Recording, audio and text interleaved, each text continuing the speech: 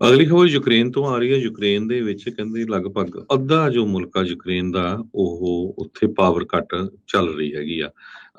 ਹੁਣੇ ਹੀ ਪਿਛਲੇ ਦਿਨ ਮਾਲਡੋਵਾ ਦੇ ਵਿੱਚ ਰਸ਼ੀਆ ਦੀਆਂ ਮਿਜ਼ਾਈਲਸ ਨੇ ਅਟੈਕ ਕੀਤਾ ਤੇ ਕਾਫੀ ਜੋ ਇਨਫਰਾਸਟ੍ਰਕਚਰਸ ਹੈਗੀਆਂ ਆ, ਖਾਸ ਕਰਕੇ ਜੋ ਪਾਵਰ ਗ੍ਰਿਡ ਵਾਲੀਆਂ, ਉਹਨਾਂ ਦੇ ਉੱਤੇ ਨੁਕਸਾਨ ਕੀਤਾ ਗਿਆ ਆ। ਇਸੇ ਤਰ੍ਹਾਂ ਕੀਵ ਜੋ ਟਾਊਨ ਆ, ਉੱਥੇ ਜੋ ਕ੍ਰਿਟੀਕਲ ਇਨਫਰਾਸਟ੍ਰਕਚਰਸ ਹੈਗੀਆਂ ਉਹ ਵੀ ਟਾਰਗੇਟ ਕੀਤੀਆਂ ਗਈਆਂ। ਸਿਟੀ ਆਫੀਸ਼ੀਅਲਸ ਨੇ ਦੱਸਿਆ ਤੇ 3 ਲੋਕਾਂ ਦੀ ਉੱਥੇ ਮੌਤ ਹੋ ਗਈ ਹੈਗੀ ਆ। ਮਾਲਡੋਵਾ ਸ਼ਹਿਰ ਦੇ ਵਿੱਚ ਜੋ ਬਾਰਡਰ ਦੇ ਲਾਗੇ ਆ, ਉੱਥੇ ਮੈਸਿਵ ਬਲੈਕ ਆਊਟ ਆ, ਕਹਿੰਦੇ ਬਹੁਤ ਵੱਡਾ ਬਲੈਕ ਆਊਟ ਦੇਖਿਆ ਜਾ ਸਕਦਾ ਆ। ਤੇ ਠੰਡ ਵਾਲਾ ਸੀਜ਼ਨ ਹੈਗਾ ਆ ਬਹੁਤ, ਤੇ ਹੁਣ ਉੱਥੇ ਜੇ ਬਿਜਲੀ ਨਹੀਂ ਹੈਗੀ, ਹੀਟ ਨਹੀਂ ਹੈਗੀ, ਤੇ ਲੋਕਾਂ ਲਈ ਜੀਣਾ ਵੀ ਬੜਾ ਔਖਾ ਹੋਇਆ ਹੈਗਾ। ਯੂਕਰੇਨ ਦੀ એનર્ਜੀ ਇਨਫਰਾਸਟ੍ਰਕਚਰ ਲਗਭਗ ਅੱਧੇ ਮੁਲਕ ਦੀ, ਕਹਿੰਦੇ ਉਹਨਾਂ ਦਾ ਜਿਹੜਾ ਪਾਵਰ ਗ੍ਰਿਡ ਆ ਉਹਨੂੰ ਰਿਪੇਅਰ ਦੀ ਜ਼ਰੂਰਤ ਹੈਗੀ ਆ। ਸੋ ਬਹੁਤ ਬੁਰੀ ਤਰ੍ਹਾਂ ਉਹਨਾਂ ਨੂੰ ਜਿਹੜਾ ਡੈਮੇਜ ਕੀਤਾ ਗਿਆ ਆ ਰਸ਼ੀਆ ਵੱਲੋਂ।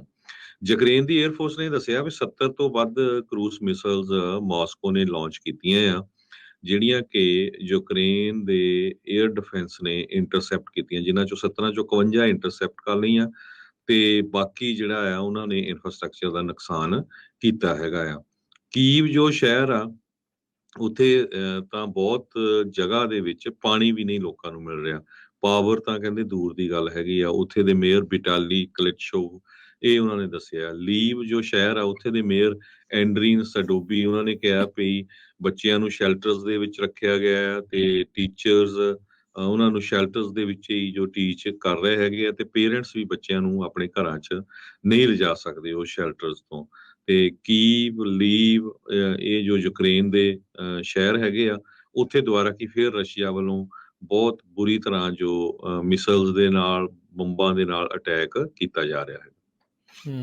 ਜੀ ਜੀ, ਬਿਲਕੁਲ। ਯੂਕਰੇਨ ਵਾਲਿਆਂ ਦੇ ਲਈ ਠੰਡ ਦੇ ਲਈ ਬੜੀ ਹੁਣ ਵੱਡੀ ਚੁਣੌਤੀ ਜਿਹੜੀ ਹਰਜੋਤ ਸਿੰਘ ਜੀ ਰਹਿਣੀ ਆ।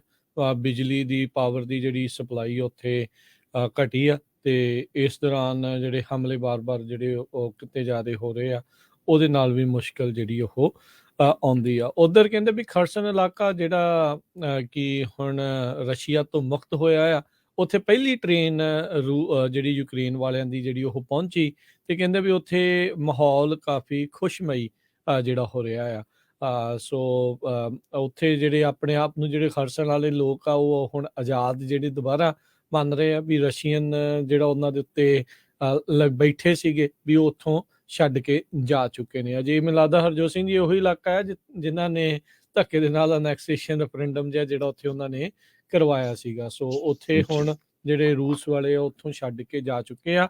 ਰੂਸ ਦੇ ਬਾਬਤ ਇਹ ਵੀ ਖਬਰ ਆ ਰਹੀ ਸੀ ਹਰਜੋਤ ਸਿੰਘ, ਜਿੱਦਾਂ ਤੁਸੀਂ ਮਿਜ਼ਾਈਲਸ ਵਗੈਰਾ ਦੀ ਗੱਲ ਕੀਤੀ ਆ, ਉਹ ਜਿਹੜੀਆਂ ਚਰਚਾਵਾਂ ਜਿਹੜੀਆਂ ਚੱਲ ਰਹੀਆਂ ਸੀ ਵੀ ਇਹਨਾਂ ਦੀ ਜਿਹੜੀ ਐਮੂਨੇਸ਼ਨ ਆ ਉਸ ਦੇ ਵਿੱਚ ਕਾਫੀ ਜਿਹੜਾ ਘਾਟਾ ਹੋਇਆ ਆ, ਤੇ ਉਸ ਨੂੰ ਪੂਰਾ ਕਰਨ ਦੇ ਲਈ ਇੱਧਰ ਉੱਧਰ ਹੱਥ ਪੱਲਾ ਜਿਹੜਾ ਰੂਸ ਇਸ ਟਾਈਮ ਮਾਰ ਰਿਹਾ ਆ। ਉਧਰ ਇਜ਼ਰਾਈਲ ਨੇ ਰੂਸ ਨੂੰ ਧਮਕੀ ਦਿੱਤੀ ਆ ਵੀ ਜੇ ਤੁਸੀਂ ਈਰਾਨ ਤੋਂ ਉਹਨਾਂ ਦੇ ਡਰੋਨਸ ਤੇ ਹੋਰ ਜਿਹੜੀਆਂ ਉਹ ਮਿਜ਼ਾਈਲਸ ਆ ਲੈਣੀਆਂ ਬੰਦ ਨਹੀਂ ਕਰਦੇ, ਤਾਂ ਅਸੀਂ ਯੂਕਰੇਨ ਨੂੰ ਹਾਈ ਪ੍ਰਸੀਜਨ ਜਿਹੜੀਆਂ ਬਲਾਸਟਿਕ ਮਿਜ਼ਾਈਲਸ ਆ ਉਹ ਵੀ ਜਿਹੜੀਆਂ ਉਹ ਦੇਵਾਂਗੇ।